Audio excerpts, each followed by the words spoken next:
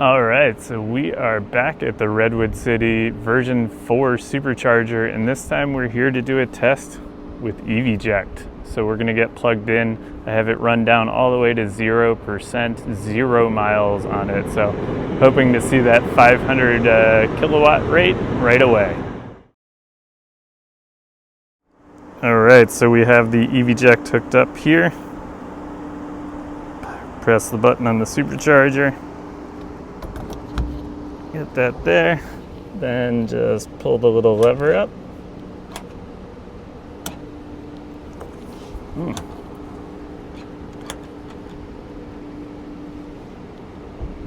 Alrighty, charging should be starting. Let's get in and watch. Long handshake as usual.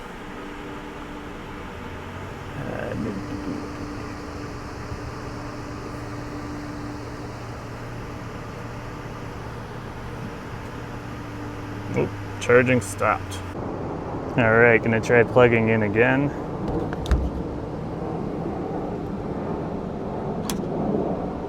It's engaged.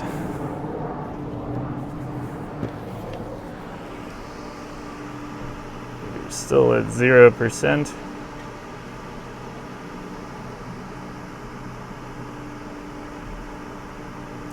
Charge starting.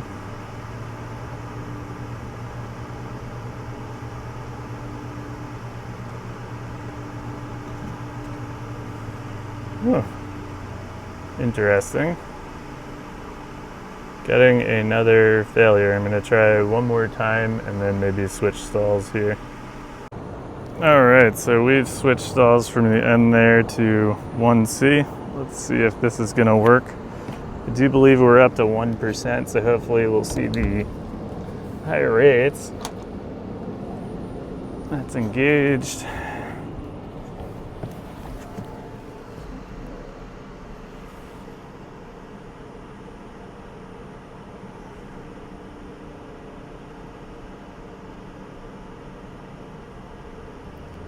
Charging is started.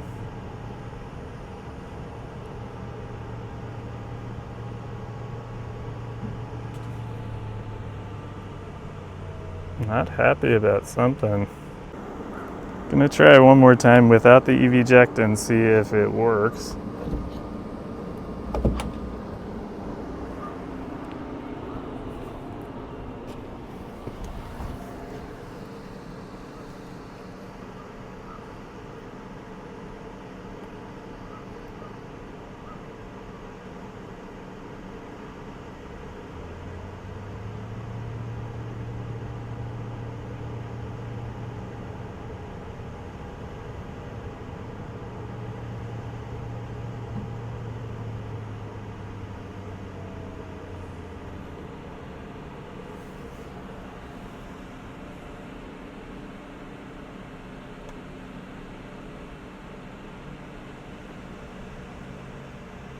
Interesting error there. Now, before we take a look at this charging session, I wanted to clear something up about the charging errors that I saw while visiting this V4 supercharger. Basically, this error happened 4 separate times during the 2 sessions that I went to this particular supercharger. Now, the first time I went there, I was not using the EVJect when I received this error. And then during this session, I encountered this error twice, changing stalls. And then I actually tested it without using the EVJect and got the same error. It seems that Tesla has some sort of interoperability issue with the Cybertruck on the V4 charging sessions. If you take a look at the video, you'll actually see that it happened multiple times right as it was hitting 500 amps. So I don't believe that this error is attributed to the EVJect at all, because it was happening both with and without the EVJect attached. Now let's take a look at these charging sessions. All right, third tries a charm here. This is all the way in. That's latched.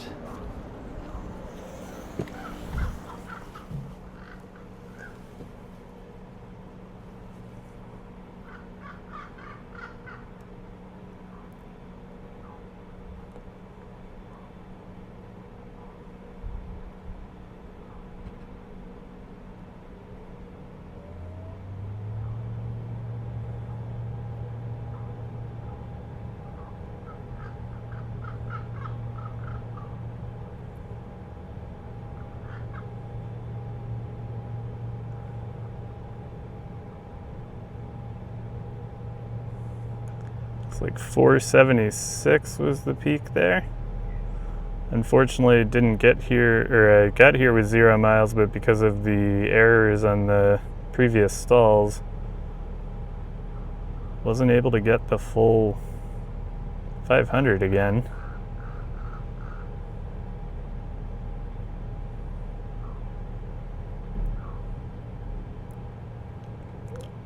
%, at 370.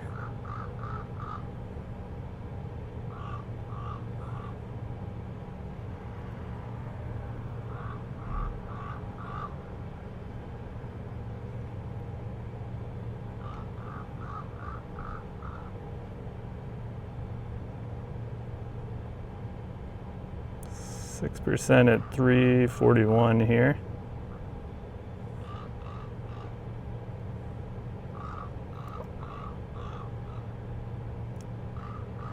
$3.33 at 7%, now 8%. For my first charge, usually at about 8 or 9% here is when it dips down to 325. Right there.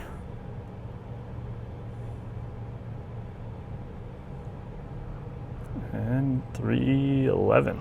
So we're at 9%, 315 kilowatts. So back to the version 3.5 supercharging curve. And let's check on the EVJect.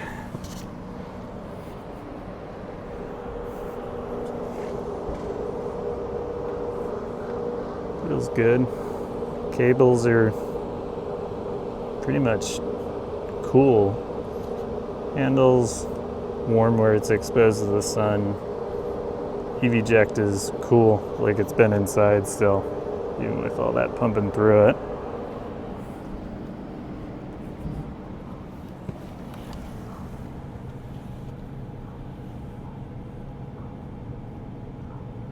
Still holding above 300 at 13%.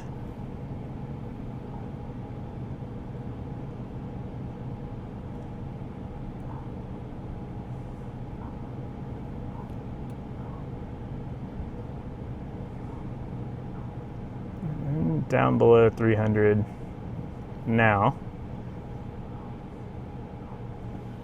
You can see 736 volts, 400 amps, 295 kilowatt at 15%. Alrighty, so. All right, so we are at 20% now, 264 kilowatt, 23 kilowatt hours added to the battery now. And check in on these temps here. 35 Celsius, 740 volts, 355 amps,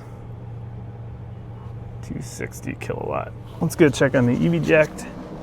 We'll check in on this. That's still essentially just ambient temperature, not hot at all. Handle itself on the bottom here is not cool. Top part's hot where it was in the sun, and cable is still cool to the touch. So really no temperature increase on the EVJect at all right now.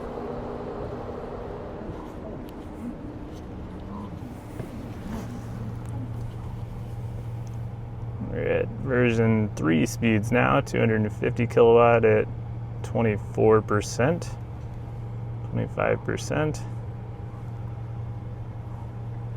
It's like the pin temps are holding steady at 35 Celsius, 36 Celsius almost.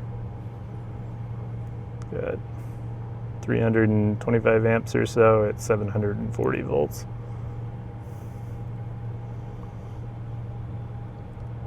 Seems to be following the same curve that we had when we came here on Monday last week. Don't think there are any changes there. The kind of issues that we had on the other side of the banks is interesting. Looked like it was about up to a 370 kilowatt or so when it errored out. I'm gonna have to pause that video and see what that actual error was. I don't know if it's the same one that showed a little bit later that I was able to video, so just have to check in on that one.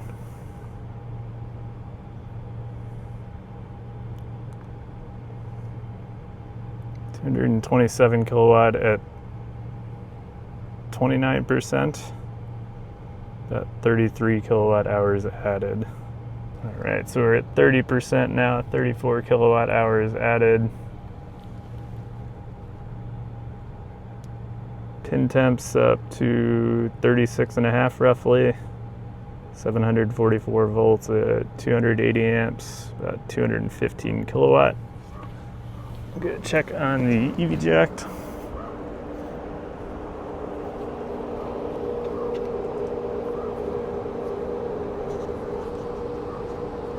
It's still relatively cool. I think it's hot on the top where the sun was. Again, the handle itself in the V4 here is relatively cool, except the hot where the sun shines on it. Cable's still very cool. Not warm at all. Checking back in, we are at 40% now, about 170 kilowatt, 46 kilowatt hours added to the battery. Charge pin temps holding steady at that 36.6, 754 volts, 225 amps. About 169, 170 kilowatt. And let's check on the EVJect.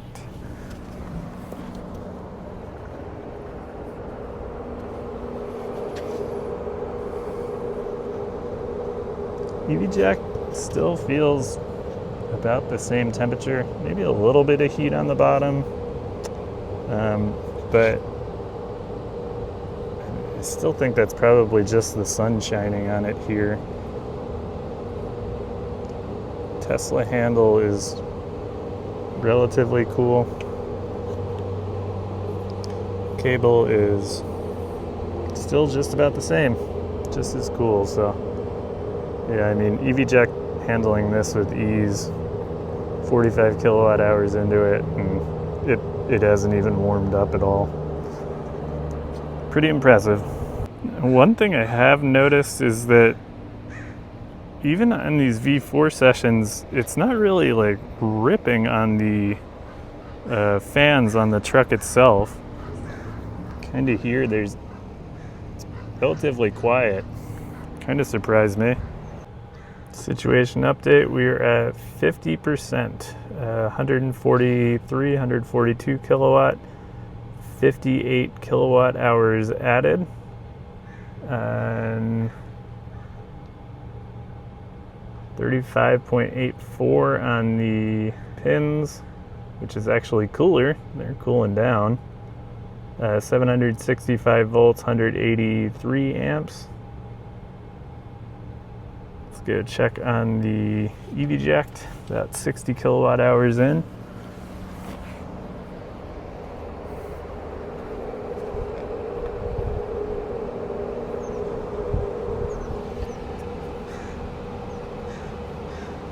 Still completely cool. There's really no temperature change at all. Hot where the sun was. This handle's cool on the bottom, hot on the top, and same as before. Cable is just same temperature, hasn't changed at all. Alrighty, we're at 60% now, 70 kilowatt hours added, charging at 115 kilowatt. Got 773 voltage, 147 amps, and 35.84 on the pin, so about the same temp. Let's go check on the EVJect.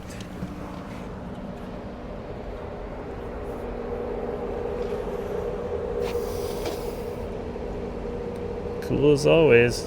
No change in temps there. No change in temps there. Absolutely no change in temp on the handle. Alright, so we are at the 70% update. The Cybertruck charge curve is same as it ever was. 93 kilowatts, 82 kilowatt hours added. We've got 786 volts, 118 amps, and pin temps are coming down again, 35.04 degrees Celsius. So let's go check in on the EVJect at 82 kilowatt hours, push through it.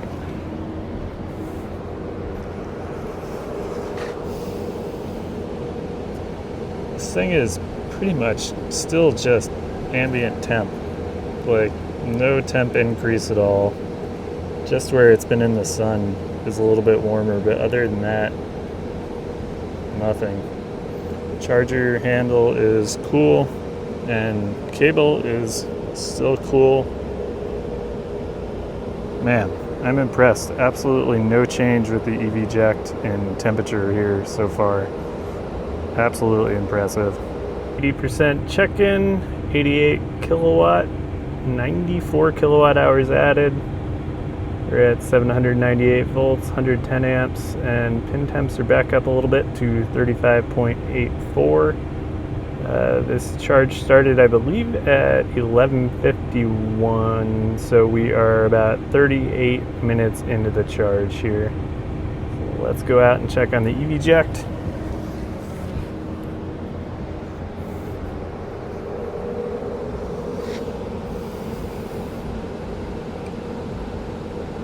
Not hot at all. A little bit warmer up there, but that's where the sun's hitting it. The unit itself is just cool as can be. Handle's cool in the hot top part, and cable is still just as cool. Alright, so we're at 90% here, 64 kilowatt with 105 kilowatt hours added. 800 volts, 80 amps, and 35.84 the same temp on the pins. I think I'm going to stop here at 90%, so we'll do a final check on the EVJect.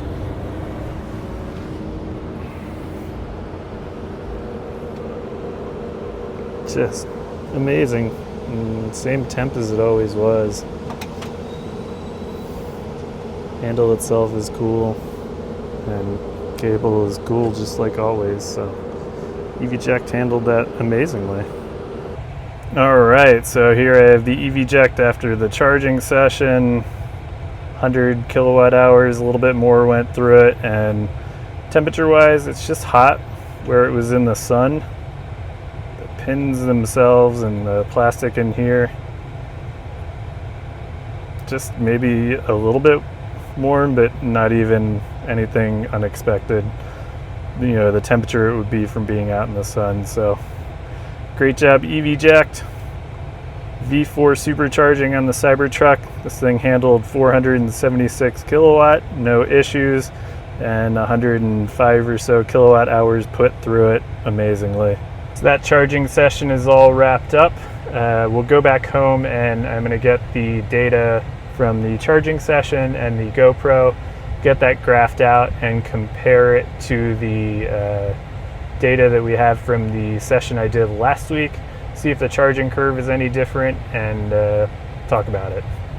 All right, so I'm back home after the V4 supercharging session with our EVJect, and I have all the data with me now. Now I wanted to do this test to test a couple things, one being how would the EVJect handle the higher charging rates, two, to see if there would be any difference in the charging rates while using an EVJect, and three was to see if Tesla maybe had changed the charging curve of the Cybertruck now that they've had that V4 station open in Redwood City for a week.